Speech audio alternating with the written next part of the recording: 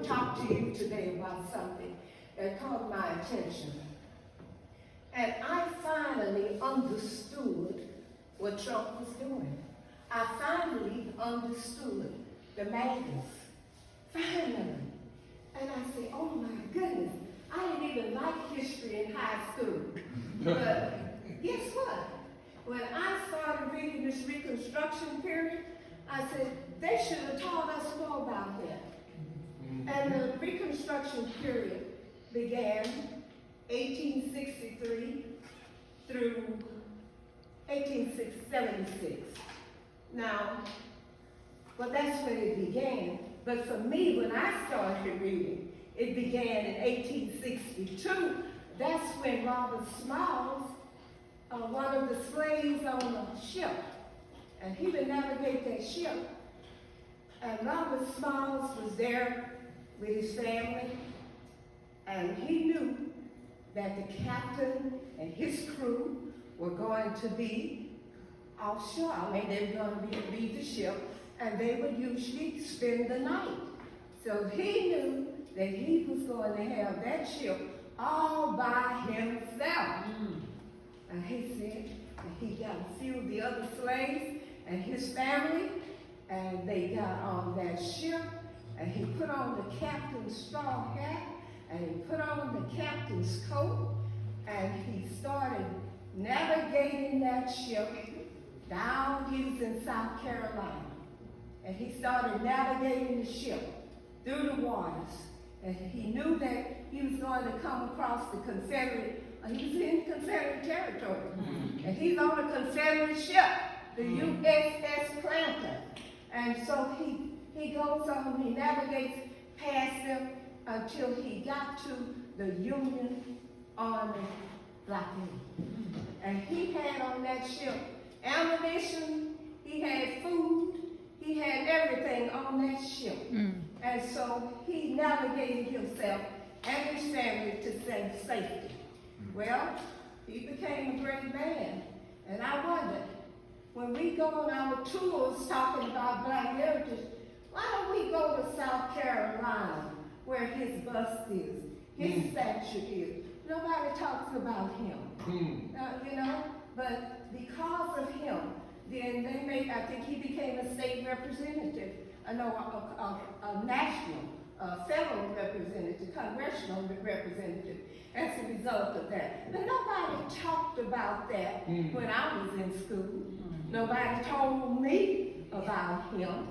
And nobody told me that in 1863, when Abraham Lincoln signed the Emancipation Proclamation into law, nobody told me that they had ready 16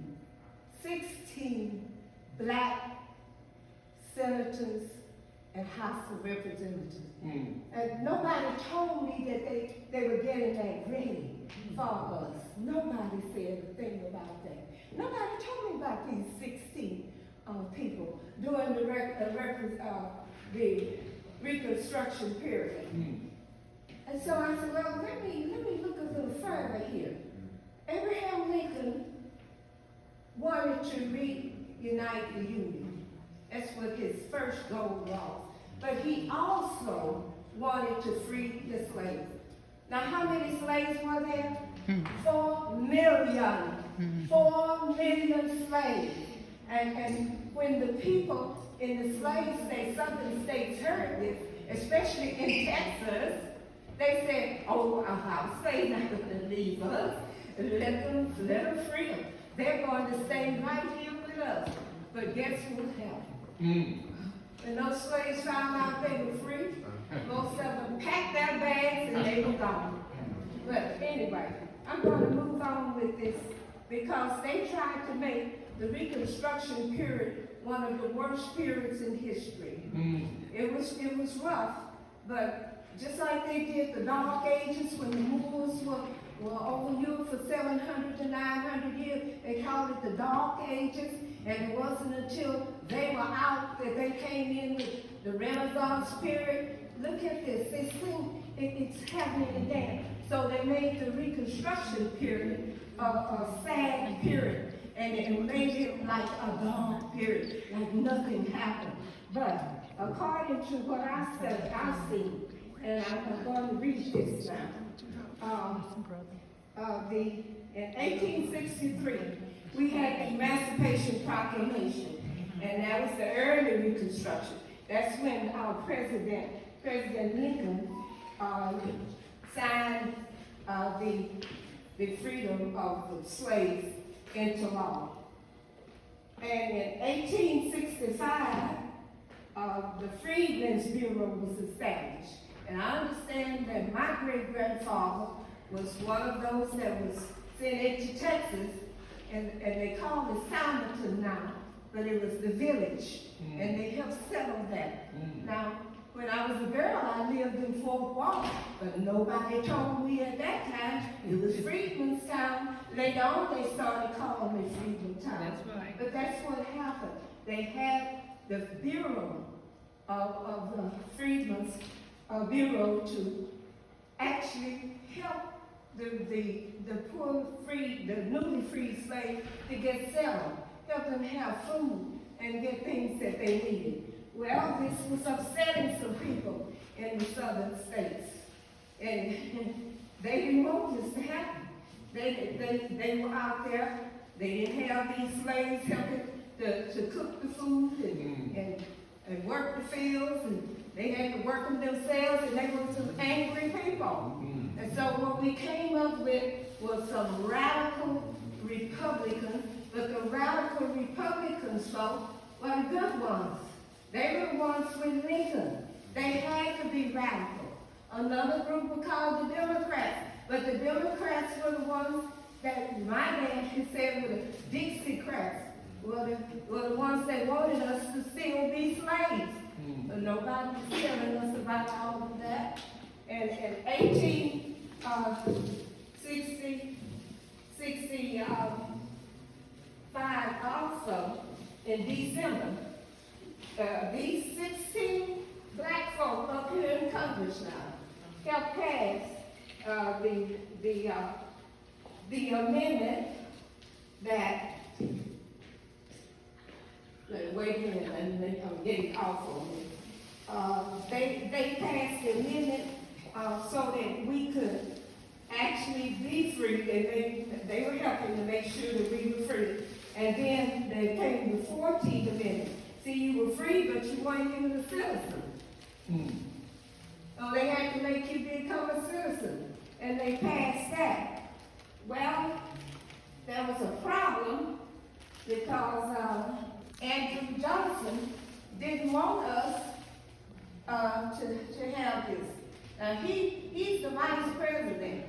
He's the vice president, and Lincoln was killed in April. Now, somebody else was killed in April. I'm looking at the parallel. They assassinated him in April. Do you know who else they killed in April? Yeah. Martin Luther King. All right.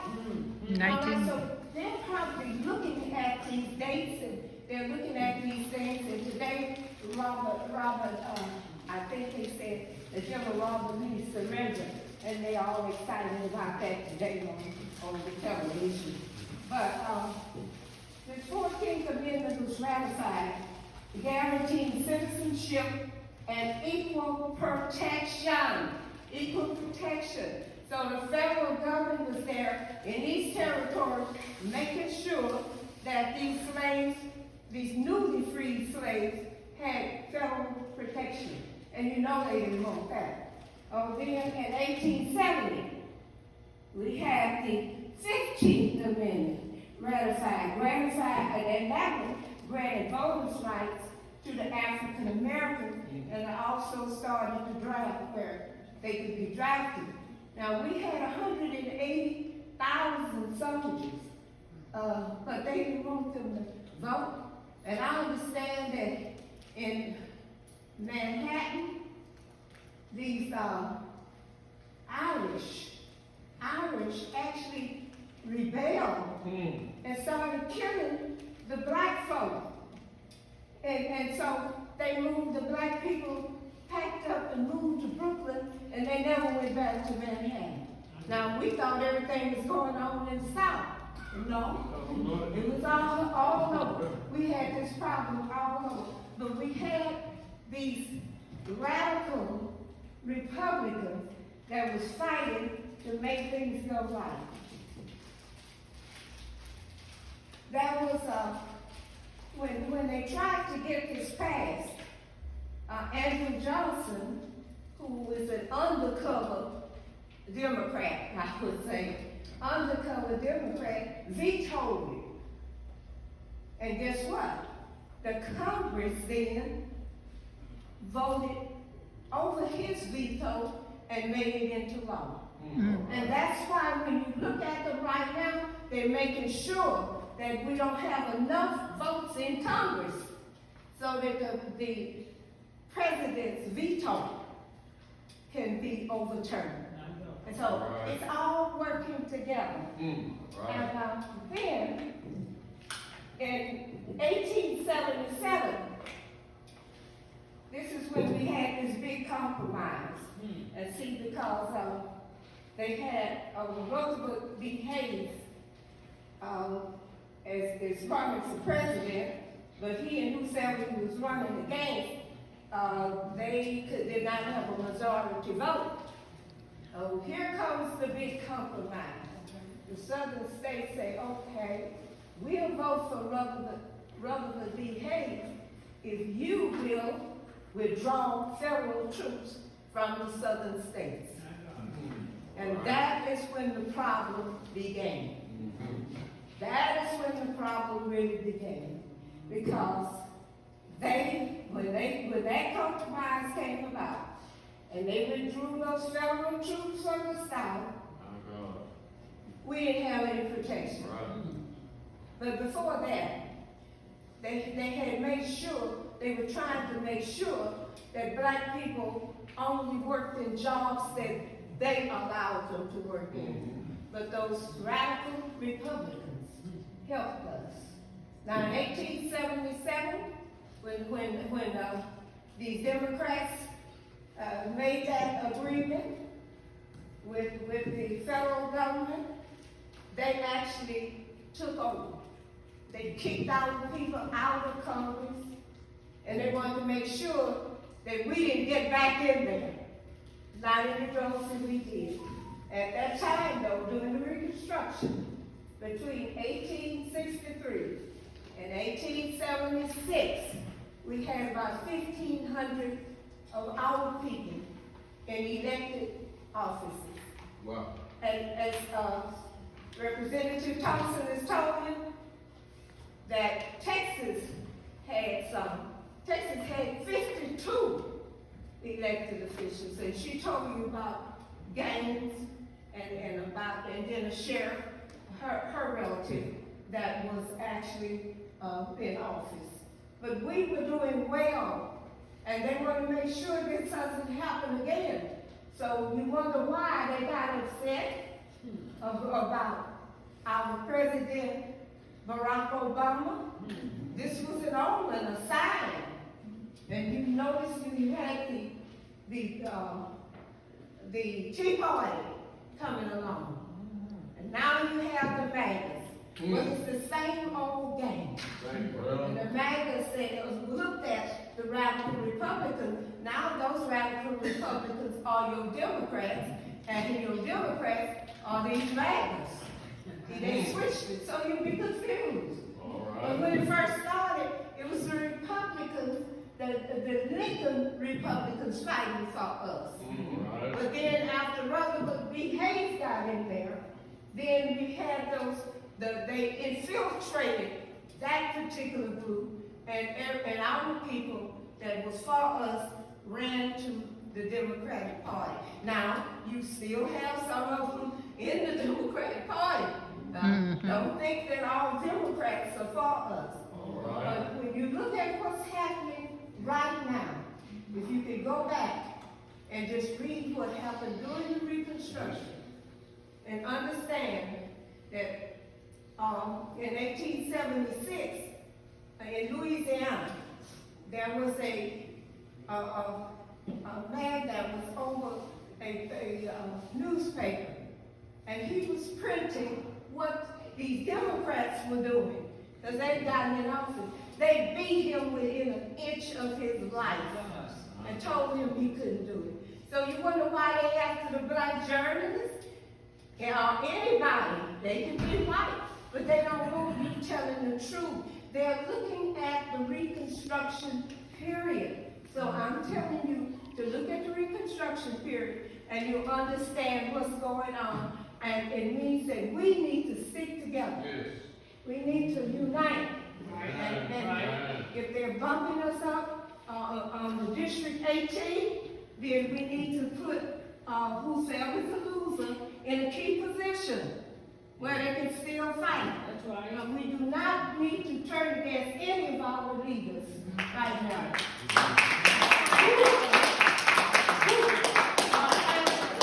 Unite and fight and remember the Reconstruction Period and all of those black folk who lost their lives so that we can be enjoying this together.